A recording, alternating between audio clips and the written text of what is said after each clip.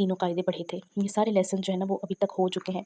तशदीद का लेसन रहता है, इंशाल्लाह मैं इसके मुतालिक शॉर्ट वीडियो लेकर आऊँगी।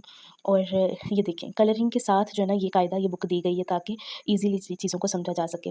हरूफ कलकला के बारे में भी हमने पढ़ लिया हुआ है, आप वो भी लेसन जाकर देख सकते हैं। हरूफ कलकला को तो बेसिकली मैंने इधर से ही जो है ना वो समझाया हुआ है, साथ मैंने मेंशन भी किया हुआ है। आप देख सकते हैं, देखें यही कायदा है वो हरूफ लीन ये रहता है हमारा। इंशाल्लाह हम इसको भी जल्दी पढ़ लेंगे। और ये खड़ी हरकत के बारे में ये आंसर क्वेश्चंस दिए हुए हैं। इस मदनी कायदा का लास्ट है ये जो मैं भी दिखा रही हूँ। इंशाल्लाह ताला ये मुकम्मल होगा ना तो आहिस्ता आहिस्ता सारे सबक आप तक पहुँच जाएंगे। बाकी अगर आप बाई करना चाहते हैं बाज़ार से भी, किसी बुक सेंटर से भी, तो आपको ये ईज़िली अवेलेबल हो जाएगा। आप जाकर देखेंगे डिटेलिंग कायदा तो ईज़िली जो है ना वो तजवीद के अबाउट आपको डिटेलिंग कायदा मिल जाएगा।